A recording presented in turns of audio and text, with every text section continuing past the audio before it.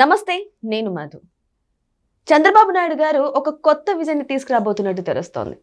అంటే ఉద్యోగుల వెయిటేషన్ ఈక్వాలిటీ అనేది మార్చబోతున్నారు. మరి ఏ విధంగా ఇవ్వబోతున్నారు, ఆయన కొత్త పథకం ఏంటి, ఈరోజు మనం తెలుసుకుందాం. ప్రస్తుతం మనతో పాటు ఉన్నారు సీనియర్ జర్నలిస్ట్ సిఎస్ రావు గారు. వారిని అడిగి మరిన్ని విషయాలను తెలుసుకుందాం. నమస్కారం సార్. సార్, బాబు గారు రోజు రోజుకి కొన్ని కొత్త నిర్ణయాలు తీసుకుంటూ ఉంటారు. అయితే ఇప్పుడు ఉద్యోగుల వెయిటేజ్ నిర్ణయం గురించి కూడా ఒకటి తీసుకున్నట్టు తెలుస్తోంది. అసలు ఏంటి సార్ ఆ నిర్ణయం?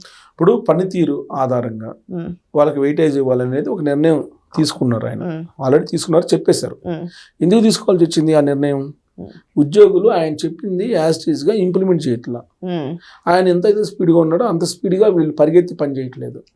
పైగా ఆయన ఏదైతే అవినీతి రహిత పాలన అనుకున్నారో అది జరగట్లేదు. క్షేత్రస్థాయిలో అవినీతి మయం అయిపోయింది అని చెప్పేసి ఆయనకి ఇన్ఫర్మేషన్ అయితే ఉంటుంది కదా. అందుకే ఆయన ఏం చెప్తున్నారంటే, మీరు అవినీతి పాల్పడితే ఏసీబీ రైట్స్ చేపిస్తానని చెప్పారు.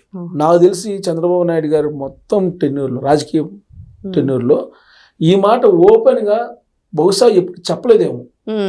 అంటే ఇది ఎంత స్థాయికి వెళ్ళిపోయింది ఉద్యోగుల వ్యవహారం అనేది ఆ మాటను బట్టి మనం అర్థం చేసుకోవచ్చు. సహనం కోల్పోయేంత వరకు అంత సహనం కోల్పోయినంత ఉద్యోగుల తీరు మీద ఆయన సహనం కోల్పోయారని చెప్పి చెప్పచ్చు మనం. ఎందుకంటే ఆయన 4 సార్లు ముఖ్యమంత్రి, దాదాపు 4 సార్లు ప్రతిపక్ష నాయకుడు, 45-50 సంవత్సరాల ఎక్స్పీరియన్స్. ఏ రోజు కూడా మిమ్మల్ని ఏసీబీ రైట్స్ తీసి పట్టిస్తాను అని చెప్పి అలా.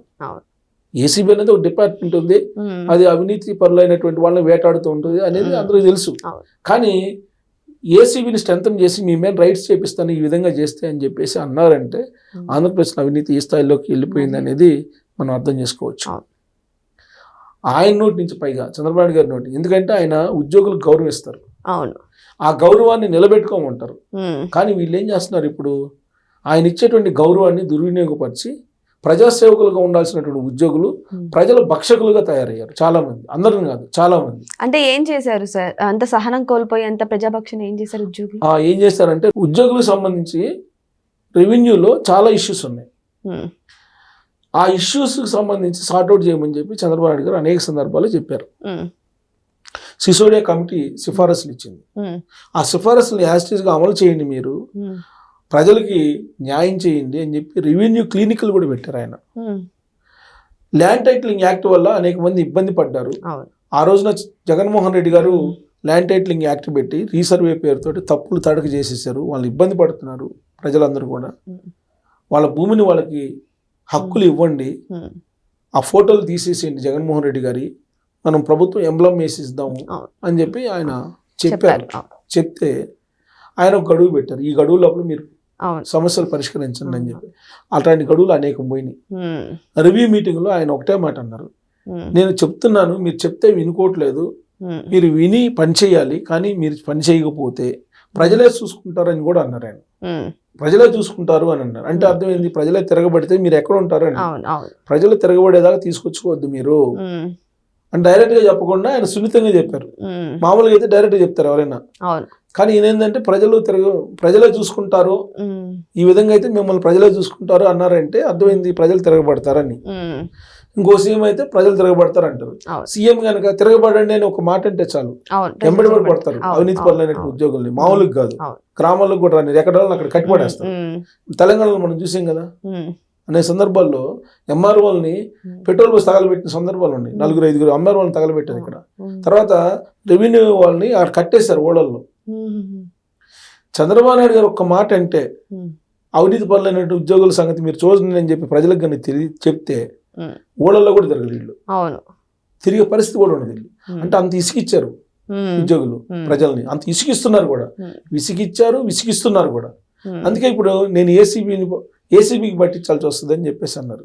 అంటూ నేను ఇక నుంచి మీకు వెయిటేజ్ పెడుతున్నా, పనితీరు ఆధారంగా ప్రతి నెలలో నేను రివ్యూ చేస్తా, హెడ్స్ దగ్గర నుంచి కింద స్థాయి వరకు అందరికి సంబంధించిన పనితీరుని నేను రివ్యూ చేస్తా.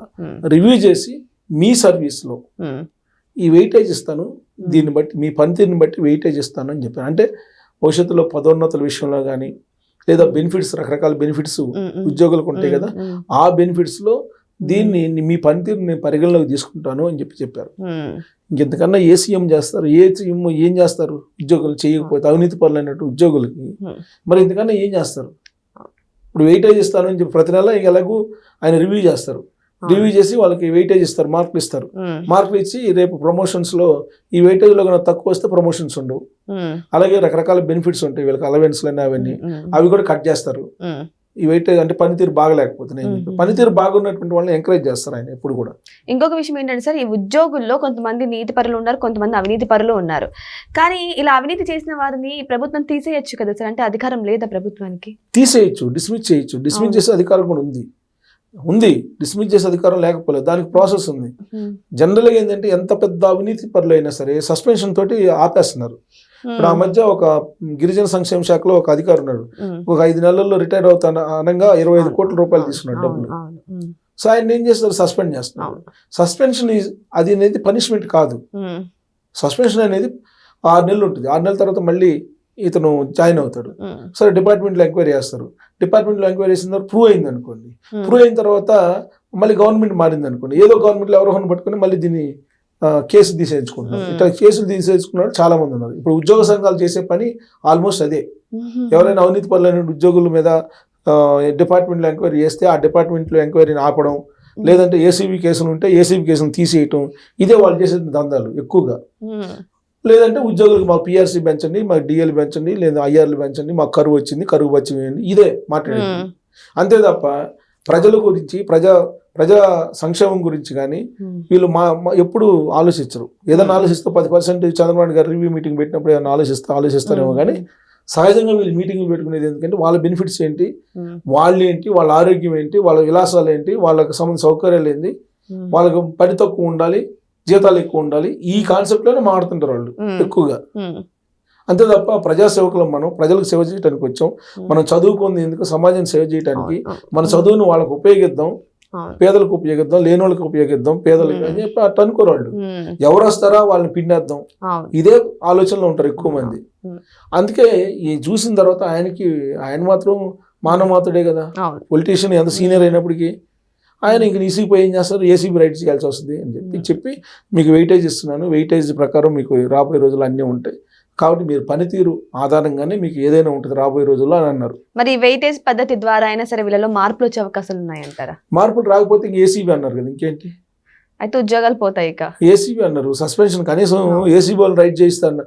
నిజంగా కనుక అవినీతి రహిత పాలన కావాలి అని అంటే ఏసీబీకి మంచి ఆఫీసర్ని వేసి, అవును ఏసీబీని మీరు చూసుకోండి అని ఉద్యోగుల మీద వదిలిపెడితే వీళ్ళందరూ సంగతి చూస్తారు. కానీ అది ఏ గవర్నమెంట్ చేయదు. ఎందుకంటే మళ్ళీ ఉద్యోగులకి యాంటీ అయితే మాత్రం మనం ఏమన్నా ఇబ్బంది పడతాం, ఓట్ బ్యాంక్ ఏమి ఇబ్బంది ఉండదు. ఉద్యోగులు ఉండేది 5% మ్యాక్సిమం, వాళ్ళ కుటుంబీకులతో కలిపి ఒక 8 lakh పీపుల్ ఉంటారు, అందుకన్నా ఉంటారు. మిగతా 95% కానీ పీపుల్ రివర్స్ అయితే వీళ్ళ అవినీతిని తట్టుకోలేక ఏ ప్రభుత్వాలు నిలబడతాయి. కానీ వాళ్ళే ఉంటారు, భయపిస్తారు. కొంచెం చదువుకున్నటువంటి కొంత తెలివి సంపాదించుకుంటారు కదా, వాళ్ళే ఉంటారు మేము ప్రభుత్వాన్ని దించగలం, పడగొట్టగలం అనేటువంటి డైలాగులు వేస్తారు. దాంతో వీళ్ళు భయపడిపోతారు. వాస్తవంగా వీళ్ళ వల్ల ఏది కాదు. మొన్న ఉద్యోగులు గెలిపించారా, ఉద్యోగులు మళ్ళీ కనుక గెలిపించినట్టయితే అప్పటికే మాకు నెల జీతాలు రావట్లేదని చెప్పేసి వీళ్ళు ధర్నాలు చేశారు. మళ్ళీ గెలిపించుకున్నట్టయితే ఎట్లుండేదని తెలిసి ఉండేది. సో కాబట్టి గెలుపు ఓటములను ఎవరు నిర్దేశించారు, ప్రజలే నిర్దేశిస్తారు, ప్రజాక్షేత్రం నిర్దేశిస్తుంది. ప్రభుత్వంలో భాగస్వామి ఉద్యోగులు, ప్రభుత్వం ఏది చెప్తే అది చెయ్యాలి. కానీ వీళ్ళు ఏం చేస్తున్నారు, ప్రభుత్వం చెప్పింది చేయకుండా లేని సమస్యను క్రియేట్ చేస్తున్నారు, లేని సమస్యను కూడా క్రియేట్ చేస్తున్నారు. అదే చంద్రబాబు గారు బాధపడేది. ఒక ఫైల్కి మీరు పరిష్కారం చూపమంటే ఇంకో ఫైల్ తయారు చేస్తున్నారు మీరు సమస్యని. సో అది కాదు అని చెప్తున్నారు. చెప్పి ఆయనకు కూడా ఇసుగు పుట్టినట్టుంది. అందుకే బహుశా నేను అనుకుంటూ ఏసీబీ వాళ్ళకి పట్టించాల్సిందే మిమ్మల్ని, మా వల్ల కాదు అన్నట్టుగా మాట్లాడారు ఆయన. అంటే ఆయనకే అంత ఇసుగు పుట్టించారంటే ఇక వీళ్ళ పనితీరు ఎలా ఉంది, వీళ్ళ వ్యవహారం ఎలా ఉంది. ఇప్పుడు వెయిటేజ్ పెట్టారు, ఆ వెయిటేజ్కి మాత్రం ఏందులో ఈయన అంతే చెప్తుంటారులే, ఆ వెయిటేజ్ వల్ల ఒరిగేది. ఇంకో గవర్నమెంట్ వచ్చినప్పుడు ఈ వెయిటేజ్ని ఎందుకు పరిగణలో తీసుకుంటారు, నేను నాన్ సీరియస్ తీసుకుంటారు. ఎందుకంటే చదువుకున్నటువంటి తెలివిగల్లో కదా వీళ్ళు, జ్ఞానం వేరు తెలివి వేరు, వీళ్ళు తెలివిగల్లో వీళ్ళు. సో కాబట్టి వీళ్ళు ఎంతసేపటికి ఎక్కువ మంది, అందరు కాదు ఎక్కువ పర్సెంటేజ్ నేను చెప్తున్నా, ఎంతసేపటికి కరప్షన్, డబ్బులు ఏం చేసుకుంటారు డబ్బు వీళ్ళంతా. వాళ్ళు బతికేది ఎంతకాలం, వాళ్ళు ఏదో కరప్షన్ డబ్బుతోటి ఏదో సాధిద్దాం అనుకుంటున్నారు. అది ఎట్టి పరిస్థితుల్లో ఏం సాధించలేరు కరప్షన్ డబ్బుతోటి. వీళ్ళు కాబట్టి వాళ్ళ పిల్లలైనా దెబ్బతింటారు. సో కాబట్టి ఈ చంద్రబాబు నాయుడు గారికి ఇసుకిస్తున్నారంటే వీళ్ళు. ఇప్పుడు రెవెన్యూ సమస్యలు ఎన్ని ఉన్నాయా? చాలా ఉన్నాయి సార్. 190 మంది రెవెన్యూ సమస్యలతో బాధపడుతుంటే ఒక్క రెవెన్యూ ఆఫీసర్ కూడా రెస్పాండ్ కావట్లేదు అక్కడ. సో రెవెన్యూ మరి సమస్యలు ఎవరు తీరుస్తారు? ఇప్పుడు ఆంధ్రప్రదేశ్లో ఏదైనా సరే సమస్య ఉందంటే రెవెన్యూ సమస్య. అసలు రెవెన్యూ డిపార్ట్మెంట్ని ఎత్తిపడేస్తాను అంటున్నారు ఆయన, ఒక రకంగా చెప్పాలి. లేదంటే అది ఫ్రెష్ లుక్ రావాలి, రెవెన్యూ అనేది ఫ్రెష్ లుక్ రావాలి. ఈ ఫ్రెష్ లుక్ రాకపోతే మీ ఇష్టం అని చెప్పి వార్నింగ్ ఇచ్చారు. అంటే దాన్ని కేసీఆర్ గారు చేశారు. ఆ మధ్య వీఆర్ వాళ్ళందరూ రద్దు చేసి పడేశారు. ఆ టైప్లో ఏదో సంచలన నిర్ణయం తీసుకునేదాకా వీళ్ళు ఇలానే వ్యవహరిస్తారు. సో ఇప్పుడు ఆయన అదే ఫ్రెష్ లుక్ రావాలి రెవెన్యూకి అని చెప్పారు. సో నాకు తెలిసినంత వరకు రెవెన్యూ గురించి ఇది మాట్లాడి ఉంటారు ఆయన. సో ఈ వెయిటేజ్ పద్ధతి ద్వారా ఆయన ఇప్పటికైనా ఉద్యోగుల్లో మార్పు వస్తుందా లేదా అని వెయిట్ చేసి చూద్దాం. అయితే మరి ఒకవేళ ఇంతటితో కూడా మార్పు రాకపోతే ఏసీబీకి అప్పగిస్తామని చెప్పినా సరే వాళ్ళలో మార్పు రాకుండా భయపడకుండా ఉన్న ఉద్యోగుల పరిస్థితి ఏంటి? మరి వెయిట్ చేసి చూద్దాం. వాళ్ళ ఈ మాత్రమన్నా మార్పు వస్తుందా, లేకపోతే యథాతథంగా ఇదే విధంగానే ముందుకు వెళ్తారా అనేది, మరి ఉద్యోగుల్లో ఏ విధంగా మార్పు వస్తుంది అనేది కూడా వెయిట్ చేసి చూద్దాం. Thank you so much. Thank you.